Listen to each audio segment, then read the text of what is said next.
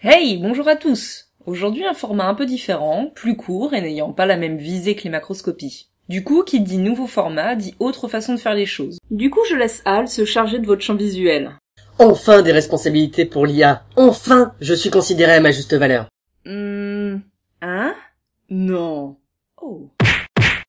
J'aimerais vous parler du docteur Myron Fox, docteur en psychologie et spécialisé en éducation. Myron Fox était très connu dans les années 70, notamment pour ses théories mathématiques appliquées au comportement humain. Sa conférence la plus célèbre porte d'ailleurs sur la théorie mathématique des jeux et son application à la formation des médecins. Lors de cette conférence, le professeur Fox décrit ce qu'il nomme l'effet Collioure. L'effet Collioure est assez simple et se rapproche de l'effet du témoin décrit par Darley et Latané en 1968, c'est-à-dire 5 ans plus tôt. L'effet témoin décrit le fait que les témoins d'un acte violent se trouvent des excuses pour ne pas intervenir si d'autres gens sont présents. Quelqu'un de plus apte que moi va le faire. D'autres personnes sont là, ce n'est pas la peine de me mettre en danger. Dans le cas de l'effet Collioure, les médecins se dédouanent de leur responsabilité si d'autres personnes du corps médical sont présentes, et cela de manière exponentielle. Plus il y a de médecins, moins les responsabilités portent. De même, les jeunes médecins reportent facilement les responsabilités sur les plus âgés. Ainsi, le docteur Fox conclut-il qu'il était important d'isoler les médecins pour les diagnostics, afin de réduire l'effet Collioure. Alors excusez-moi de vous interrompre, Alexis, mais j'ai beau chercher dans ma base de données et je ne trouve aucune trace d'un docteur Myron Fox et encore moins d'effet Collioure. C'est tout à fait normal, Al, puisqu'il n'existe pas et que j'invente à peu près tout au fur et à mesure. L'effet Collioure sort tout droit de mon imagination. Mais qu'est-ce qui vous prend? Eh bien, je tente de mettre en évidence l'effet Dr Fox. Cette fois-ci, promis, il s'agit d'un véritable effet. Vous pouvez arrêter d'être suspicieux. Il tente à démontrer que l'évaluation de l'enseignement dépend beaucoup plus de la personnalité du professeur que du contenu du cours. Le Dr Fox, qui a réellement présenté une conférence devant des spécialistes, était en réalité un acteur ayant été entraîné à réciter un texte. Fox n'a pas trompé seulement un, mais 3 publics différents de professionnels et étudiants de 3e cycle. Malgré la vacuité de la conférence du Dr Fox, 55 psychiatres, psychologues, éducateurs, étudiants de 3e cycle et autres professionnels l'ont évalué de manière très positive. En gros, le comportement non-verbal de Fox, le fait qu'il soit charismatique, sûr de lui et de ce qu'il avançait, a complètement masqué une présentation confuse, jargonnée et sans signification.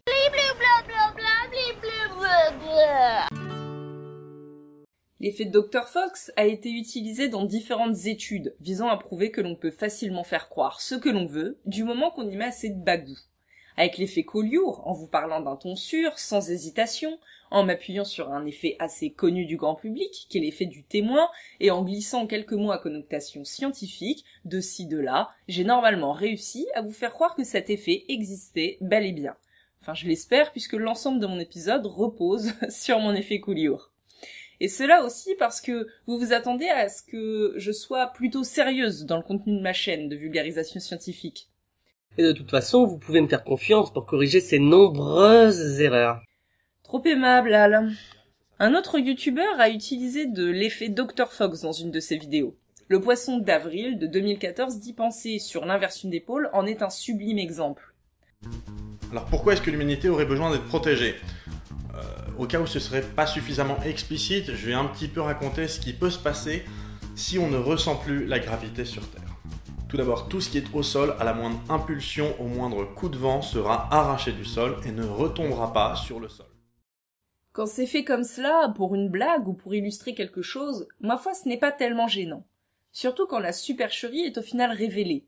Là où je commence à avoir un problème, c'est quand l'effet Dr Fox est utilisé pour servir un besoin de rentabilité d'un site internet ou d'une chaîne YouTube. Les pages, le saviez-vous, pullulent sur le net, au milieu de ces articles s'appuyant sur une récente étude américaine. Et s'il n'y avait que les sites de type BuzzFeed ou autres qui s'adonnaient à ce genre de pratique, j'avoue que je m'inquiéterais pas trop, puisque normalement les personnes qui lisent ces sites sont au courant du peu de crédit qu'on peut leur apporter. Le plus gênant, c'est que certains sites de vulgarisation scientifique, et je ne citerai personne parce que moi aussi j'aime vraiment super beaucoup la science, ça donne aussi à user de l'effet Dr Fox pour augmenter leur nombre de vues sur des informations qui sont très loin d'être vérifiées. Bon, la conclusion de tout cela, c'est quoi ? Qu'il faut devenir parano ? Tout remettre en question? Ne plus croire personne? Se désabonner des chaînes YouTube de vulgarisation scientifique et vivre à jamais enfermé dans un tonneau de yaourt en respirant avec une paille? Non. Mais bon, comme de nos jours il est d'usage pour certains de faire des vues avec des faits pseudo-scientifiques, apprendre à faire preuve d'un peu d'esprit critique me paraît être une bonne idée. Et j'ai bien envie de vous aider à faire cela avec cette série de vidéos. Merci qui? Merci Jackie et Michel.